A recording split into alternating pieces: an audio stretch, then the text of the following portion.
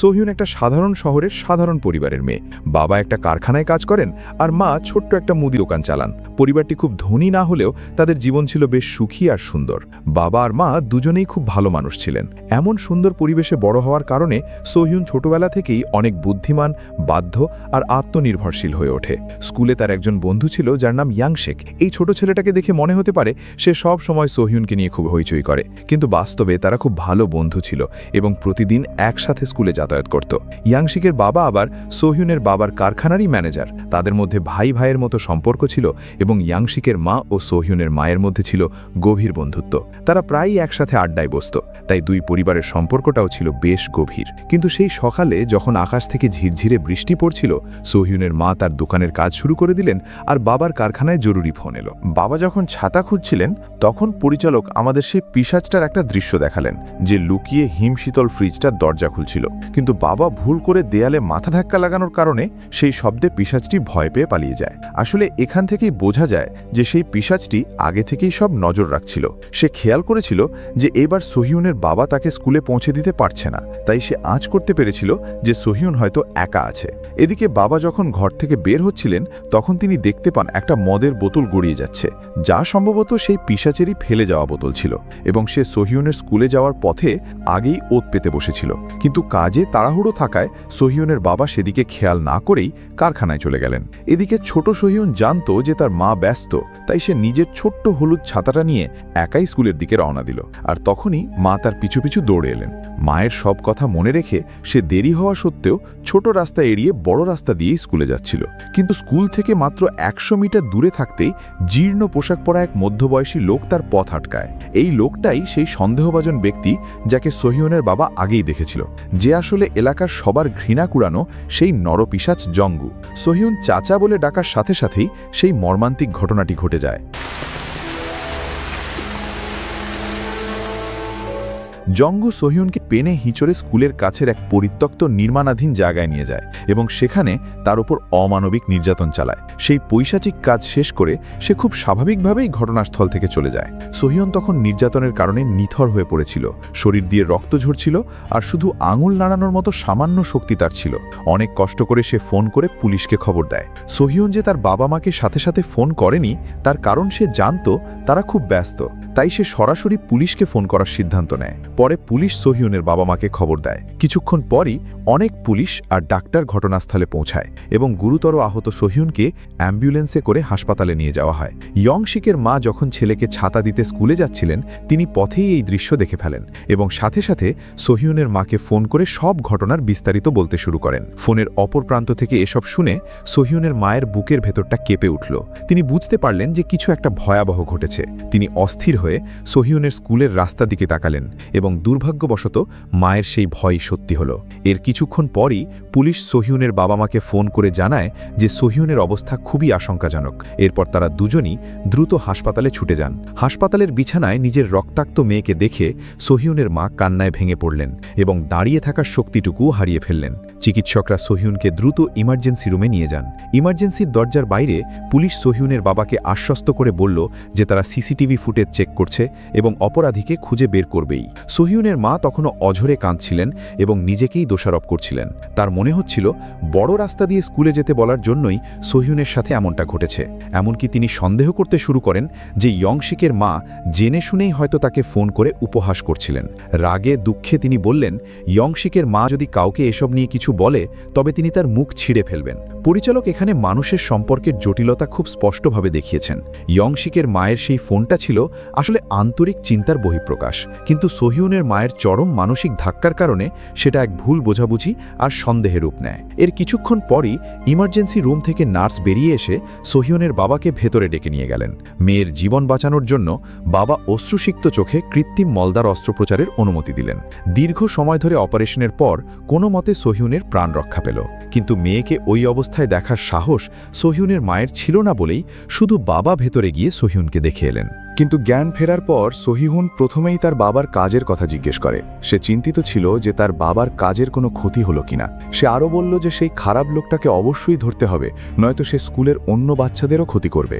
8 বছরের একটা মেয়ে নিজের উপর এত বড় একটা ট্র্যাজেডি হওয়ার পরেও যে অন্যদের কথা ভাবছে, তা থেকেই বোঝা যায় সহিহুনের পারিবারিক শিক্ষা কতটা অসাধারণ ছিল।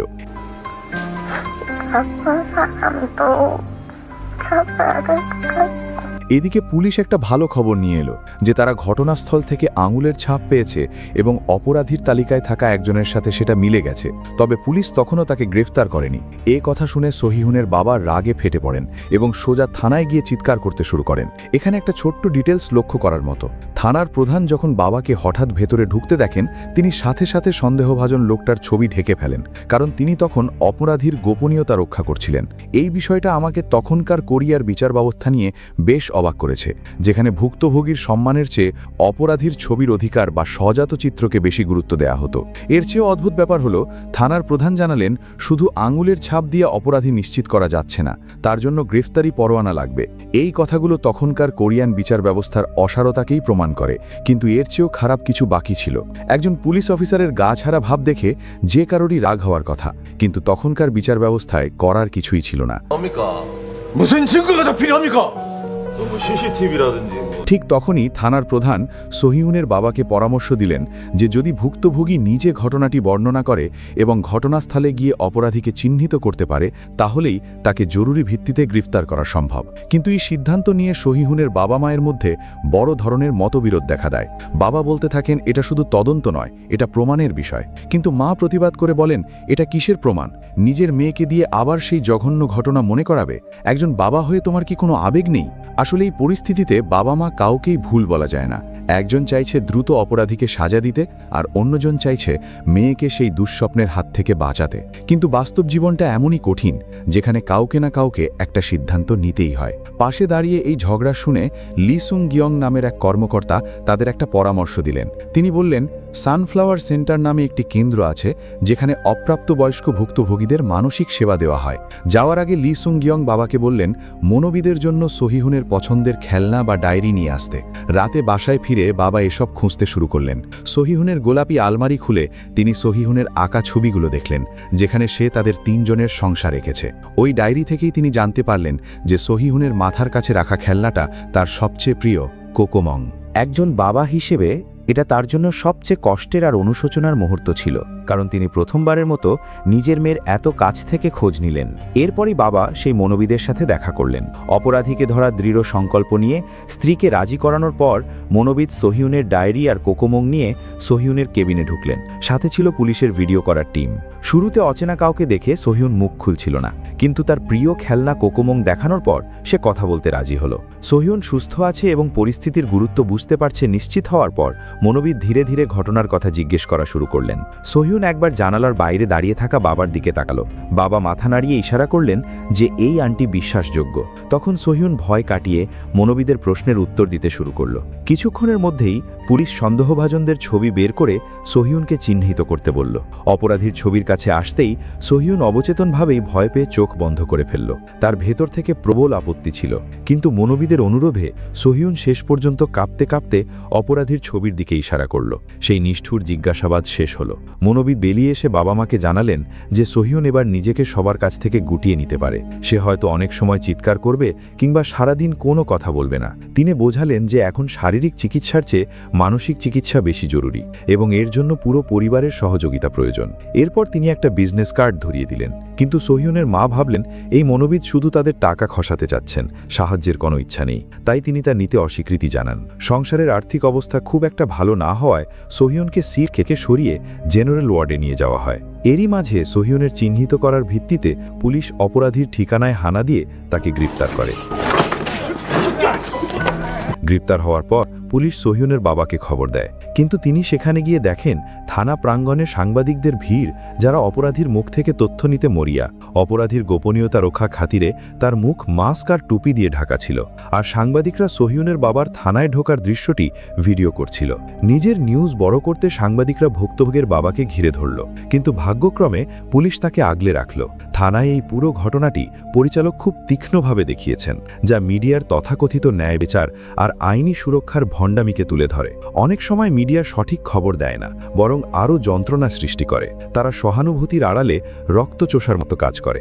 সোহিউনের ঘটনার মূল গল্পেও দেখা গেছে অপরাধীর চেহারা বারবার ঝাপসা করে দেখানো হয়েছে, অথচ সোহিউনের পরিবারের তথ্য ফাঁস হয়ে যাওয়ায় তাদের বারবার বাড়ি বদলাতে হয়েছে।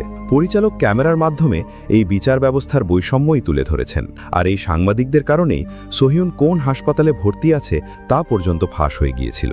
টেলিভিশনে খবরটি দেখে ইয়ংশিকের মা কাঁদতে কাঁদতে তার স্বামীকে জিজ্ঞেস করলেন, এখন কি হবে? সোহিউনের উপর আর কত ঝড় আসবে? কারণ এখন পুরো দুনিয়া তার ঘটনার দিকে তাকিয়ে আছে। এই খবরটা নিশ্চিতভাবেই মানসিকভাবে বিপর্যস্ত এই ছোট্ট মেয়েটার ওপর আরও বড় এক আঘাত হয়ে আসবে। তাই ইয়ংশিকের বাবা দ্রুত সোহিউনের বাবাকে ফোন করে জানালেন যে খবরের চ্যানেলে তাদের হাসপাতালের নাম প্রচার হয়ে গেছে। এই কথা শুনে সোহিউনের বাবা দৌড়ে হাসপাতালের দিকে ছুটলেন, কিন্তু সোহিউনের কেবিনের কাছাকাছি পৌঁছাতেই তিনি শুনলেন আশেপাশের রোগীদের অভিভাবকরা এই ঘটনা নিয়ে কানাঘুষা করছেন। মেয়েকে মিডিয়ার এই দ্বিতীয় পর্যায়ের আঘাত থেকে বাঁচাতে তারা নার্সদের সাহায্যে সোহিউনকে দ্রুত অন্য জায়গায় সরিয়ে নেওয়ার পরিকল্পনা করলেন, কিন্তু সাংবাদিকরা যে এতটা তৎপর হবে তা তারা ভাবেননি। করিডোরের মোড় ঘুরতেই তাদের মুখোমুখি হয়ে পড়লেন। এমন পরিস্থিতি দেখে বাবা আর কোনো উপায় না পেয়ে সোহিউনকে নিজের কোলে জড়িয়ে উপরের তলার দিকে দৌড় দিলেন, আর মা ও নার্সরা সাংবাদিকদের আটকে রাখার চেষ্টা করলেন। কিন্তু এত সাংবাদিকের সামনে পড়ে সোহিউন উল্টো ভাবল যে হয়তো তার নিজেরই কোনো ভুল হয়েছে। সে বলল, মা তোমরা দৌড়াদৌড়ি করো না, আমি তোমাদের ঝামেলায় ফেলতে চাই না। আঘাত পাওয়ার পরেও সোহিউন অন্যদের নিয়ে ভাবছিল। ঠিক সেই মুহূর্তে সোহিউন লক্ষ্য করল যে তার মলত্যাগের থলি বা এক্সক্রিটরি ব্যাগটা ফেটে গেছে। মল সব বিছানায় ছড়িয়ে পড়েছিল, আর মা রুমে ঢুকেই সেটা দেখে ফেললেন। তাই তিনি দ্রুত ডাক্তার খুঁজতে বাইরে দৌড় দিলেন, কিন্তু এত দৌড়ঝাঁপ পড়ার ফলে গর্ভবতী মা শরীরের ওপর চাপ সইতে না পেরে সেখানেই জ্ঞান হারিয়ে পড়ে গেলেন। এদিকে সোহিউনের দিকে ক্যামেরা ঘুরতেই দেখা যায় বাবা তার মলত্যাগের ব্যাগটা পরিষ্কার করার জন্য সাহায্য করতে এগিয়ে এসছেন। আর ঠিক তখনই সেই মর্মান্তিক ঘটনাটা ঘটে গেল। বাবার এই উদ্যোগ সোহিউনের জন্য ভয়াবহ এক কষ্টের কারণ হয়ে দাঁড়িয়েছিল। ডাক্তাররা রুমে ঢুকে পড়লে বাবা টলমলো পায়ে রুম থেকে বেরিয়ে এলেন এবং দরজার সামনে হতভম্ব হয়ে দাঁড়িয়ে থাকলেন, অনেকটা ভুল করে বসা স্কুলের ছোট শিশুর মতো দিশেহারা হয়ে। সবচেয়ে অবাক করার বিষয় হলো সোহিউনের মা 5 মাসের অন্তঃসত্ত্বা ছিলেন, কিন্তু বাবা যে তার খেয়ালই করেননি। পরে মা জ্ঞান ফেরার পর বাবাকে বিষয়টি খুলে বললেন। আসলে মা যে এতদিন এই খবর চেপে রেখেছিলেন তার কারণ ছিল সহজ, সংসারের সাধারণ অবস্থা এবং বাবার কাজের চাপ। তিনি নিজেই দ্বিধায় ছিলেন যে এই সন্তানকে তারা গ্রহণ করবেন কিনা। এর উপর সোহিউনের সাথে এমন একটা ঘটনা ঘটে যা তিনি কাউকেই বলতে চাইছিলেন না। এদিকে বাবা প্রচণ্ড অপরাধ বোধে ভুগছিলেন, একদিকে স্ত্রীর প্রতি নিজের অবহেলার জন্য, আর অন্যদিকে সোহিউনের উপর ঘটে যাওয়া সেই পৈশাচিক ঘটনার জন্য। সোহিউন তখনও বাবার সেই ভয়াল আচরণের ট্রমা থেকে বেরিয়ে আসতে পারেনি। সে নিজেকে বিছানার চাদর দিয়ে ঢেকে রেখে কিছুটা নিরাপত্তা খোঁজার চেষ্টা করছিল। বাবাও সোহিউনের কাছে ক্ষমা চাইতে চেয়েছিলেন, কিন্তু মেয়ের নিজেকে এভাবে গুটিয়ে রাখা অবস্থা দেখে তিনি আর কিছুই করতে পারলেন না। শুধু কথা ঘুরিয়ে বললেন যে সোহিউন খুব শীঘ্রই এক ছোট ভাই পেতে যাচ্ছে। হয়তো এই মুহূর্তে বাবার চেয়ে অসহায় আর কেউ ছিল না, কিন্তু পরিবর্তনের চেষ্টা করলে কোনো কিছুই শেষ হয়ে যায় না। 나가 있을게. তাই বেরিয়ে যাওয়ার সময় নার্সের হাতে থাকা কোকোমং বেলুনটা বাবার চোখে পড়ল, আর তখনই তার মাথায় একটা দারুণ বুদ্ধি এলো। তিনি বেলুন থেকে হাওয়া বের করে সেটা নিজের মাথায় পরে নিলেন, যাতে সোহিউনকে গিয়ে তাকে অবাক করে দিতে পারেন। কিন্তু ঠিক তখনই ওষুধ বদলাতে আসা নার্সের সাথে তার ধাক্কা লেগে গেল।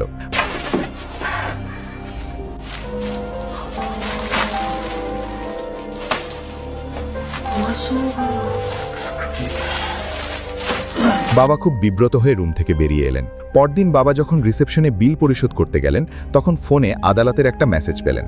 আগামী মঙ্গলবার সকাল 11টায় অপরাধীর প্রথম পাবলিক ট্রায়াল শুরু হবে, কিন্তু মামলা লড়ার জন্য প্রচুর টাকার প্রয়োজন, আর সোহিউনের চিকিৎসার খরচেই তাদের সংসার প্রায় ফতুর হয়ে গেছে।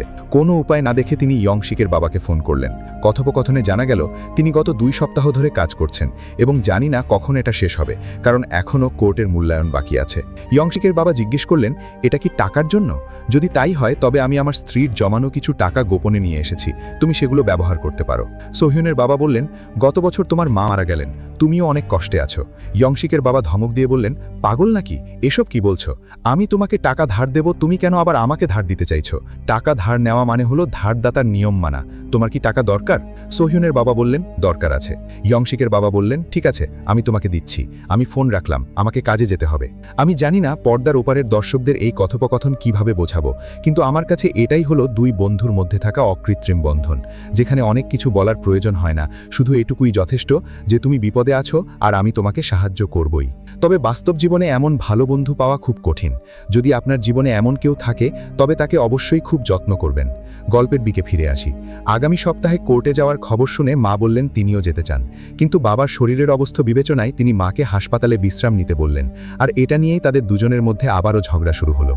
ঠিক সেই সময়ে ইয়ংশিকের মা সোহিউনের হাসপাতালের দরজায় এসে দাঁড়ালেন। বাবা তাকে দেখেই দ্রুত এগিয়ে গিয়ে অভ্যর্থনা জানালেন এবং ভেতরে আসার আমন্ত্রণ জানালেন। ইয়ংশিকের মা তার জন্য নিজের হাতে রান্না করা খাবার নিয়ে এসেছিলেন। ইয়ংশিকের মায়ের এই খাবার নিয়ে আসাটা শুধু অতীতকে বিদায় জানানোই নয়, বরং ভবিষ্যতের বিপদে পাশে থাকার এক শপথের মতো। ক্যামেরা এবার সরাসরি চলে গেল পাবলিক ট্রায়ালের বা সরকারি বিচারের দিনে।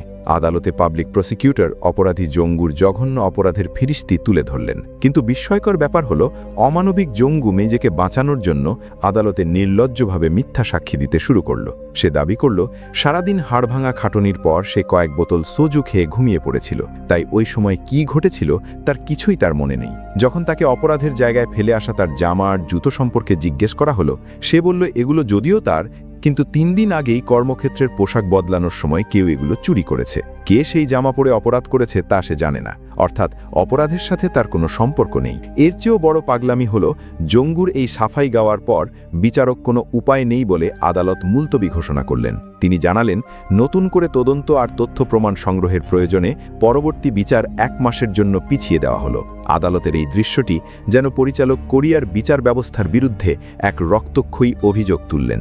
যখন আইন দুর্বলকে রক্ষা করতে পারে না, যখন আইনি প্রক্রিয়া সবলদের ঢাল হয়ে দাঁড়ায়, তখন পরিচালক শিল্পের ছুরি দিয়ে সমাজের এই পচন ধরা ক্ষতগুলোকে কেটে দর্শকদের সামনে তুলে ধরলেন, যাতে তারা ব্যবস্থার অন্ধকার আর মানুষের দৃঢ়তার মুখোমুখি হয়। জঙ্গুর জবানবন্দি শুনে সোহিউনের বাবার চোখে মুখে ছিল অসহায়ত্ব, কিন্তু ইয়ংশিকের বাবা রাগে ফেটে পড়লেন।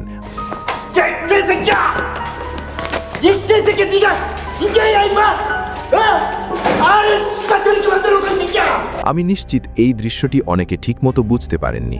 সবাই ভাবছেন সোহিউনের বাবা কেন এত শান্ত ছিলেন। আসলে সোহিউনের বাবা একজন সাধারণ শ্রমিক। মেয়ের চিকিৎসার পেছনে তিনি সব সঞ্চয় শেষ করে ফেলেছেন, এমনকি এখন তাকে ধার করতে হচ্ছে। অর্থনৈতিক এই সীমাবদ্ধতা তাকে বিচার ব্যবস্থার সামনে কথা বলার বা লড়াই করার শক্তি হারিয়ে ফেলেছে। কিন্তু ইয়ংশিকের বাবা ভিন্ন। একজন কারখানা ব্যবস্থাপক হিসেবে তার কাছে সোহিউনের বাবার সাধ্যের বাইরের সব অর্থনৈতিক সুযোগ সুবিধা আছে। তার এই উচ্চ মধ্যবিত্ত পরিচয় তাকে এক ধরনের কথা বলার ক্ষমতা দিয়েছে। যদিও তার চিৎকার রায় বদলাতে পারেনি, কিন্তু তা সাংবাদিকদের মনোযোগ আকর্ষণ করেছিল। এই দৃশ্যমান হওয়ার ক্ষমতা সোহিউনের বাবার ছিল না। এছাড়া পরিচালক ইয়াংশিকের বাবার দামি স্যুট আর সোহিউনের বাবার সাদামাটা পোশাকের মাধ্যমে তাদের শ্রেণীগত বৈষম্যকে ফুটিয়ে তুলেছেন। যাক, মূল গল্পে ফিরে আসি। বিচার পিছিয়ে যাওয়ার পর তারা সোহিউনের শারীরিক ও মানসিক স্বাস্থ্যের দিকে মনোযোগ দেওয়ার সিদ্ধান্ত নিলেন। মনোবিদের পরামর্শে সোহিউনের প্রিয় কোকোমং কার্টুন চরিত্রের পোশাক পরা কয়েকজন মানুষ রিহার্সাল দিচ্ছিল, যারা সোহিউনকে খুশি করতে চেয়েছিল। তাদের আন্তরিক পারফরমেন্সের কারণে সোহিউন দীর্ঘদিনের মধ্যে প্রথমবার হাসল। এমনকি পুতুলগুলোর সাথে তাল মিলিয়ে সে গান গাইতে শুরু করল। মধ্যবিরতিতে তারা সোহিউনের বাবার সাথে দেখা করল। মাস্ক খোলার পর দেখা গেল যে তাদের মধ্যে সোহিউনের মা, এমনকি কোনো সম্পর্ক না থাকা একজন নার্সও ছিল। এই দৃশ্যটি সত্যিই হৃদয়স্পর্শী। প্রত্যেকেই সোহিউনকে সেই ভয়াবহ ট্রমা থেকে বাঁচাতে চাইছিল, এমনকি অপরিচিতরাও। অভিনয়ের শেষে পুতুল ভাড়ায় দেওয়া সংস্থার প্রধান টাকা নিতে এলে বাবা তাকে দীর্ঘমেয়াদী ভাড়ার দাম জিজ্ঞেস করলেন।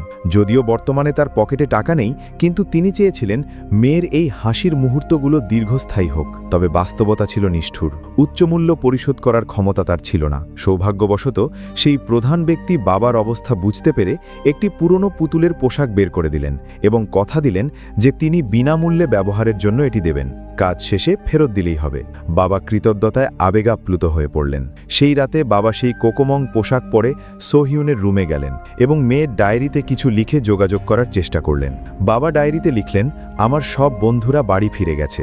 সোহিউন তখন খুব আদরের সাথে উত্তর দিল, তুমি তাড়াতাড়ি বাড়ি চলে যাও। তোমার বন্ধুরাও তোমার জন্য অপেক্ষা করছে। মেয়ের খুব কাছে আসতে পেরে বাবা অনিচ্ছা সত্ত্বেও রুম থেকে বের হওয়ার প্রস্তুতি নিলেন। যাওয়ার আগে সোহিউন নিজে থেকেই কোকোমং পুতুলটিকে জড়িয়ে ধরল। এভাবে দীর্ঘদিনের প্রচেষ্টার পর সোহিউন অবশেষে কথা বলতে শুরু করল। মনোবিদ যখন জিজ্ঞেস করলেন সোহিউন সুস্থ হওয়ার পর তার সবচেয়ে বড় ইচ্ছা কি, সোহিউন তখন দ্বিধাগ্রস্ত ছিল। আসলে সে সবার সামনে নিজেকে ছোট করতে ভয় পাচ্ছিল এবং স্কুলে যাওয়ার ব্যাপারে তার মধ্যে একই সাথে আগ্রহ ও ভীতি কাজ করছিল। যদিও তার অগোচরে সবাই তার জন্য ভালোবাসার বার্তা ছড়িয়ে দিচ্ছিল। ইয়াংশিকের মা অন্য অভিভাবকদের নিয়ে সোহিউনের পরিবারের জন্য অনুদান সংগ্রহের আয়োজন করলেন। ছোট ইয়াংশিক দীর্ঘ সময় প্রিয় বন্ধুকে দেখতে না পেয়ে সোহিউনের বাড়ির দরজায় নিজের লেখা চিঠি আর নোট সেটে দিয়ে এলো। ইয়াংশিকের দেখাদেখি স্কুলের অনেক ছোট ছোট বন্ধু সোহিউনের দরজায় এসে তাদের ভালোবাসার বার্তা লিখে রেখে গেল। ছোট কাঁচের দরজাটি সবার ভালোবাসায় ভরে উঠল।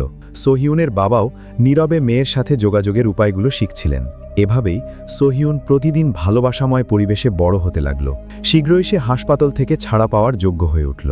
সবাই মিলে তার জন্য বড় এক অনুষ্ঠান করল। কিন্তু সোহিউন বাড়ি ফেরার ব্যাপারে ভীষণ ভয় পাচ্ছিল। মা যখন জিজ্ঞেস করলেন সে বাবার সাথে নিচে নামতে পারবে কিনা, সোহিউন আগের সেই ট্রমার কথা মনে করে ইতস্তত বোধ করল এবং মাথা নাড়ল। মেয়ের এই প্রতিক্রিয়া দেখে বাবার কষ্ট হলেও তিনি গাড়ির পেছনের সিটে চাদর টাঙিয়ে দিলেন যাতে সোহিউন তাকে সরাসরি না দেখতে পায়। এই ঘটনা সোহিউনের ওপর এতই গভীর প্রভাব ফেলেছিল যে গাড়িটি পুরনো অপরাধের জায়গা দিয়ে যাওয়ার সময় সোহিউনের শ্বাস নিতে কষ্ট হচ্ছিল। সে পুরোপুরি প্যানিক অ্যাটাকে চলে গিয়েছিল। বাড়ি পৌঁছানোর পর বাবা দ্রুত মাকে বললেন সোহিউনকে নিয়ে ভেতরে যেতে। তারা দুজনে বাড়ির দরজায় পৌঁছতেই দেখতে পেলেন ক্লাসের সহপাঠীদের লিখে পাঠানো সেই আবেগ মাখা শুভেচ্ছা বার্তাগুলো। সোহিউন এগুলো দেখে মানসিকভাবে কিছুটা শান্তি পেল। মা ঘরে ঢুকে অবাক হয়ে দেখলেন যে পুরো বাড়িটা খুব সুন্দর করে ঝকঝকে পরিষ্কার করা।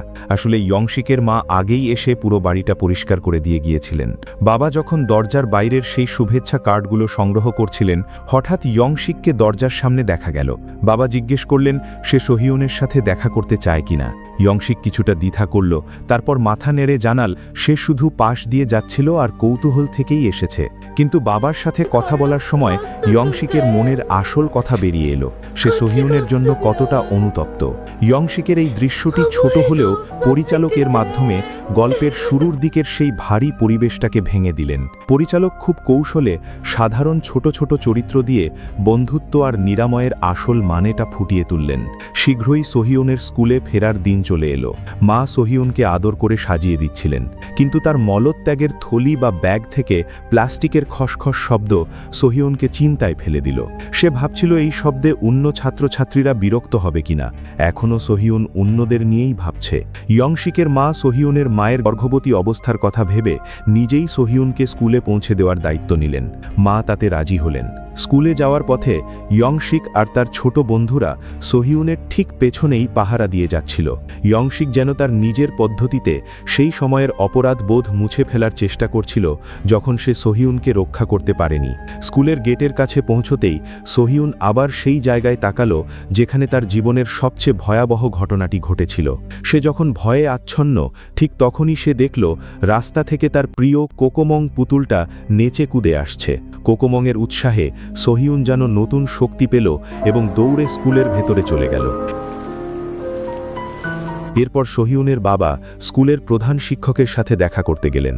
এখানে আমরা জানলাম যে কোকোমং সেজে থাকা ব্যক্তিটি আসলে সোহিউনের বাবা নিজেই। তিনি শিক্ষককে অনুরোধ করলেন যেন স্কুলে সোহিউনের ওপর একটু বেশি নজর রাখা হয় এবং কোনো পুরুষ শিক্ষক যেন তার মেয়ের সাথে সরাসরি যোগাযোগ না রাখেন। এ সময় বাবা যে কোকোমংয়ের পোশাকে ঘামে ভেজা অবস্থায় ছিলেন সেদিকে তার কোনো খেয়ালই ছিল না।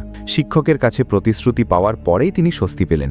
রাতে বাবা সোহিউনের জন্য একটা গোলাপি রঙের ব্যাগ কিনলেন এবং তাতে প্রচুর মিষ্টি ক্যান্ডি ভরে দিলেন। মেয়ে ঘুমানোর পর বাবা চুপি চুপি সেটা বিছানার পাশে রেখে দিলেন। প্রথমে আমি বুঝতে পারিনি বাবা কেন এমন করলেন, কিন্তু পরদিন সোহিউন যখন স্কুল থেকে ফিরছিল তখন বুঝলাম ক্যান্ডির প্যাকেট থেকে যে খসখস শব্দ হয় তা তার মলত্যাগ ব্যাগের শব্দকে ঢেকে দেয়। আর যদি অন্য বাচ্চারা তাকে জিজ্ঞেস করে, সে অনায়াসেই ক্যান্ডিগুলো বের করে বন্ধুদের সাথে শেয়ার করতে পারে। সারাটা জীবন কঠোর স্বভাবের এই মানুষটা মেয়ের জন্য কত সূক্ষ্ম ও দয়ালু হয়ে উঠেছেন। এভাবেই বাবা প্রতিদিন সোহিউনকে স্কুলে নিয়ে আসা যাওয়ার কাজটি শুরু করলেন। তিনি এমনকি দুপুরের খাবারও খেতেন না, স্কুলের মাঠে এসে মেয়ের জন্য উৎসাহ যোগাতেন। স্কুল ছুটির পরেও কোকোমং পোশাক পরেই তিনি সোহিউনের সাথে বাড়ি ফিরতেন। কিন্তু এক পর্যায়ে তাদের এই লুকোচুরিটা ইয়ংশিকের চোখে ধরা পড়ে গেল। ইয়ংশিক আর সোহিউন যখন আলাদা হচ্ছিল, সোহিউন কোকোমংকে থামালো। বাবা তখন তার কোকোমং হেডটি খুললেন।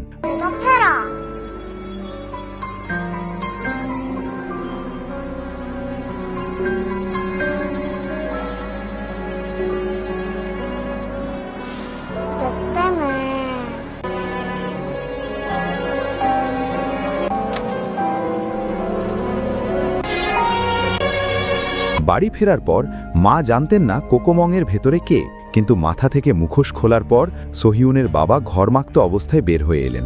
বাবা সেখানে স্তম্ভিত হয়ে দাঁড়িয়ে রইলেন, কিন্তু সোহিউন নিজে থেকেই বাবার গায়ের ঘাম মুছে দিল। এটিই ছিল সোহিউনের পক্ষ থেকে বাবাকে ক্ষমা করে দেওয়ার নীরব ইঙ্গিত। পরিচালক বাবার পরিবর্তনের এই স্তরগুলোর মাধ্যমে দেখিয়েছেন যে প্রকৃত পিতৃস্নেহ কখনো বিশাল কোনো ত্যাগের আড়ালে থাকে না, বরং তা থাকে ছোট ছোট মুহূর্তের বোঝাপড়ায়। দিনগুলো এভাবেই সুন্দরভাবে কাটছিল, কিন্তু হঠাৎ একদিন বাবা অফিসে থাকাকালীন একটি চিঠি পেলেন। এটি ছিল আদালতের সমন, যেখানে সাক্ষী হিসেবে সোহিউনকে তলব করা হয়েছে।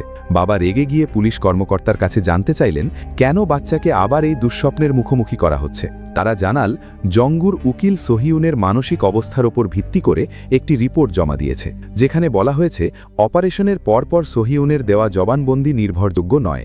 অবিশ্বাস্য হলেও সত্য, বিচারক জঙ্গুর সেই যুক্তি মেনে নিয়েছেন এবং ভিডিও জবানবন্দিটিকে অগ্রহণযোগ্য ঘোষণা করেছেন। পুলিশ আরও জানালো, জঙ্গু এখন পাগল সাজানোর নাটক করছে। যদি সে সফল হয়, তবে সে 15 বছরের বদলে মাত্র 8-9 বছরেই ছাড়া পেয়ে যাবে। এই কথা শুনে বাবা আকাশ থেকে পড়লেন। তিনি প্রচণ্ড রাগে সোজা জেলে গিয়ে জঙ্গুর সাথে সরাসরি কথা বললেন। জঙ্গু তখনও নির্লজ্জের মতো আচরণ করছিল। জঙ্গুর মুখে জঘন্য কথা শুনে সোহিউনের বাবার রাগে ফেটে পড়ে বললেন যে তিনি তাকে কোনোভাবেই ছাড়বেন না। ছাড়া পাওয়ার কোনো আশা না দেখে জঙ্গু তখন তার আসল রূপ দেখালো। সোহিউনের বাবার প্রতি জঙ্গুর এই হুমকি সোহিউনের বাবাকে ভেতরে ভেতরে শেষ করে দিচ্ছিল। কিন্তু জেলের কাঁচের ওপাশে দাঁড়িয়ে থাকা অসহায় বাবা সেই পশুর বিরুদ্ধে কিছুই করতে পারছিলেন না। জঙ্গু যে এভাবে প্রকাশ্যে দম্ভ দেখানোর সাহস পায়, তার পেছনে থাকা শক্তির উৎসটা আসলে কি? পরিচালক এখানে খুব সূক্ষ্মভাবে কোরিয়ার তৎকালীন বিচার ব্যবস্থার পচন আর চরম হাস্যকর অবস্থাকে বিদ্রূপ করেছেন। রাতে বাসায় ফিরে বাবা মায়ের কাছে জানতে চাইলেন তাদের কোনো ইন্স্যুরেন্স বা বীমা করা আছে কিনা, কারণ তিনি বুঝতে পারছিলেন যে জঙ্গু 10 বছরের মধ্যেই জেল থেকে ছাড়া পেয়ে যাবে, আর তখন সোহিউনের বয়স হবে মাত্র 18।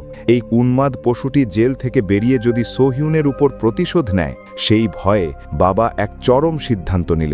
আইন যদি জঙ্গুর মতো দানবকে থামাতে না পারে, তবে তিনি নিজেই নিজের মেয়েকে রক্ষা করবেন। প্রয়োজনে তিনি নিজে আইন হাতে তুলে নেবেন। বাবা যে চরম কোনো পদক্ষেপ নিতে যাচ্ছেন তা সোহিউন আড়াল থেকে শুনে ফেলে। বাবাকে ভুল পথে যেতে বাধা দেওয়ার জন্যই সে সাহসের সাথে আদালতে গিয়ে জঙ্গুকে শনাক্ত করার সিদ্ধান্ত নেয়। মনোবিদ ও বাবা মায়ের সহায়তায় সোহিউন তার মনের সব ভয় জয় করে আদালতে সেই পিশাচ জঙ্গুকে আঙুল তুলে চিনিয়ে দেয়। কিন্তু জঙ্গুর আইনজীবী অদ্ভুত এক রিপোর্ট জমা দেয়, যেখানে প্রমাণ করার চেষ্টা করা হয় যে সে মদ্যপ ছিল। বিচারকের প্রশ্নের মুখে জঙ্গু সেই পুরনো রেকর্ডের মতো বলতে থাকে যে তার কিছু মনে নেই। উল্টো সে দাবি করে যে সে নির্দোষ। সবচেয়ে অবাক করা বিষয় হল, বিচারক জঙ্গুর কথাগুলো বিশ্বাস করে নিলেন। মাতাল হওয়ার অজুহাতে মাত্র 12 বছরের কারাদণ্ড দেয়া হলো তাকে। রায় শোনার পর পুরো আদালত স্তব্ধ হয়ে গেল। কেউ বিশ্বাস করতে পারছিল না যে এমন জঘন্য অপরাধের শাস্তি মাত্র 12 বছর। সোহিউনের পরিবারের দাবি করা ক্ষতিপূরণও বিচারক খারিজ করে দিলেন। আদালতের বাইরে মা রাগে দুঃখে ভেতরে ছুটে ঢুকলেন। উত্তাল সেই পরিস্থিতির মধ্যে বাবা হাতে একটা প্ল্যাকার্ড নিয়ে জঙ্গুর সাথে শেষ লড়াইয়ের জন্য তৈরি হলেন। কিন্তু ঠিক সেই মুহূর্তে সোহিউন এসে বাবাকে জড়িয়ে ধরল। সোহিউনের এই জড়িয়ে ধরাটা ছিল পুরো মুভির সবচেয়ে শক্তিশালী দৃশ্য। এটি কোনো দুর্বলতা নয়। 8 বছরের এই ছোট্ট মেয়েটি তার সহজাত মমত্ববোধ দিয়ে আমাদের শিখিয়ে দিল যে প্রকৃত শক্তি মানেই সহিংসতা দিয়ে শত্রুকে ধ্বংস করা নয়, বরং ভালোবাসা দিয়ে নিজেকে নিরাময় করা। সত্যিকারের ন্যায় বিচার মানেই চোখের বদলে চোখ নেওয়া নয়, বরং চরম কষ্টের মাঝেও মানবিকতার আলো জ্বালিয়ে রাখা। শেষ পর্যন্ত মেয়ের মুখের দিকে তাকিয়ে বাবা সেই অন্যায্য রায় মেনে নিলেন। সময় দ্রুত চলে গেল। 6 মাস পর সোহিউনের মা একটি ফুটফুটে ছেলে সন্তানের জন্ম দিলেন, যার নাম রাখা হলো সোহওয়ান, যা নতুন আশার প্রতীক। মুভির শেষ দিকে পরিচালক ক্লাসরুমে সোহিউনের খালি সিটটার উপর ক্যামেরা স্থির করেন। সেদিন সোহিউন স্কুল থেকে আগেভাগে বাড়ি ফিরে গিয়েছিল। মুভিতে সরাসরি বলা না থাকলেও সোহিউনের শেষ কিছু কথা আর আচার আচরণে মনে হচ্ছিল সে যেন সবার কাছ থেকে বিদায় নিচ্ছে। সে হয়তো বন্ধুদের উপহাস আর চাপের কথা ভেবে ভয় পাচ্ছিল, কিংবা ভাবছিল সে না থাকলে বাবা মা, স্কুলের শিক্ষকদের কি জবাব দেবেন। তার সেই দীর্ঘশ্বাস ফেলা আর পেছনে ফিরে তাকানোটা যেন এক করুণ বিদায় ছিল। বাড়ি ফিরে সে তার ছোট ভাইয়ের জন্য আগে থেকেই একটা খেলনা বিমান বের করে রাখল। পরিচালকের দেওয়া এই ছোট ছোট সংকেতগুলো থেকে আমার মনে হয়েছে সোহিউন হয়তো এক গভীর বিষণ্ণতা থেকে পৃথিবীর কাছে বিদায় জানাতে চেয়েছিল। তবে এগুলো সবই আমার ব্যক্তিগত বিশ্লেষণ। বাস্তবে এই গল্পের যে আসল ভুক্তভোগী মেয়েটি ছিল সে বেঁচে আছে এবং বড় হয়ে কোরিয়ার একটি মেডিকেল বিশ্ববিদ্যালয়ে পড়াশোনা করেছে। মুভির সেই আসল অপরাধী জঙ্গুর আসল নাম চৌ দুসুন। সোহিউনের ঘটনার আগেও তার ৩৮ বছরের অপরাধের ইতিহাস ছিল, যার মধ্যে ১৭ বার বিভিন্ন অপরাধে সে অভিযুক্ত হয়েছিল। তার মধ্যে বিকৃত মানসিকতা ছিল। ১২ বছরের সাজা শেষে যখন সে ছাড়া পেল, তখন জনগণের মধ্যে আতঙ্কের সৃষ্টি হয়। সরকার তার বাসার চারপাশে প্রায় ৩,৭০০টি সিসি ক্যামেরা বসায়, ২৪ ঘণ্টা পুলিশের নজরদারি ও তার পায়ে ইলেকট্রনিক ট্র্যাকার পরিয়ে দেয়। কিন্তু এরপরও সে বারবার আইনের সীমাবদ্ধতার সুযোগ নেয়। ২০২১ সালে সে সরকারের কাছ থেকে মাসিক আর্থিক সাহায্য নেওয়া শুরু করে। সে মাঝে মধ্যেই রাতে ঘর থেকে বের হওয়া বা অন্যান্য নিয়ম ভেঙে আইনের চোখে ধুলো দেয়। মাঝে মধ্যে তাকে জেলেও যেতে হয়, আবার বের হয়ে আসে। এই ব্যক্তিটি সত্যি এক জলজন্ত অমানুষ। তবে মুভিটি আমাদের অনেক কিছু শেখায়। আশা করি সবার জীবন নিরাপদ ও সুখী হোক এবং সোহিউনের মতো এমন মর্মান্তিক ঘটনা যেন পৃথিবীর কোথাও আর কখনো না ঘটে।